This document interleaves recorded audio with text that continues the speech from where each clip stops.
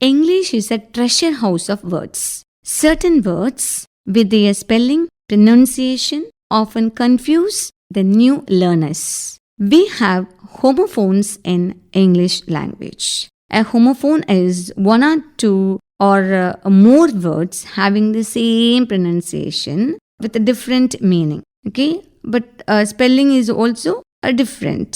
ரெண்டு வார்த்தைகளையும் வச்சிருப்பு ஒரே பால இருக்கிறதுனால நமக்கு கன்ஃபியூஷன் வரும். அதாவது எந்த வேர்டுக்கு என்ன மீனிங் வரும் அப்படிங்கிற டவுட் வரும். Now let us see the examples one by one. Sight, sight. என்னடா ஒரே வார்த்தையை ரிப்பீட் பண்ணுறேன் அப்படின்னு பார்க்குறீங்களா?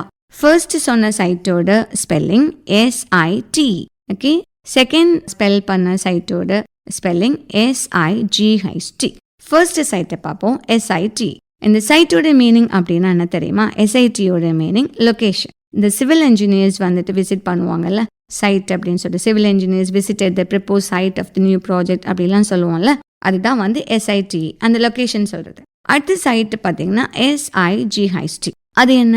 அந்த நம்ம சீனரி அப்படிலாம் சொல்லுவோம்ல, அதுதான். ரைட். இதே இதில் நமக்கு இன்னொரு சைட்டும் இருக்குது. அது ப்ரொனன்சியேஷன் சைட் தான், பட் அது ஸ்பெல்லிங் பார்த்தீங்கன்னா CITE. Okay, CIT. இந்த சைட்டோட மீனிங் என்ன அப்படின்னா கோட்டிங் அண்ட் ஆத்தர். இப்போ ஏதோ எழுதிட்டு இருக்கீங்க, அப்போ வந்துட்டு ஐ கோட்டட் அப்படின்னு சொல்லிப்பல I cited so and so's work அப்படின்னு சொல்லி எழுதும்போது நீங்கள் என்ன பண்ணிக்கலாம், இந்த ஸ்பெல்லிங் யூஸ் பண்ணிக்கலாம், CIT. இது வந்து கோட்டிங், ஆத்தர்ஸ் ஒர்க் அந்த மாதிரி வரும். ரைட். அண்ட் நெக்ஸ்ட் கொஞ்சம் கன்ஃபியூஷன் கொடுக்கக்கூடிய வேர்டு என்ன தெரியுமா?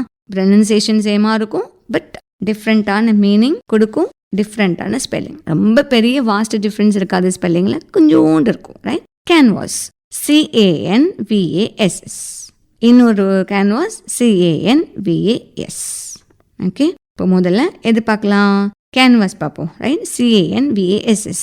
இதில் வந்து ரெண்டு எஸ் வருது. ஓகே, இப்படி தான் நம்ம டிஃப்ரென்ஸ் படிச்சுக்கணும். ஒரு இதில் வந்துட்டு ஒரு எஸ் இருக்குது, இன்னொரு இதில் 2 எஸ் இருக்கும். ரைட். இப்போ நம்ம பேசக்கூடிய இதில் 2 எஸ் இருக்குது. Canvas, CANVASS. இந்த கேன்வாஸ் அப்படின்னா என்ன தெரியுமா?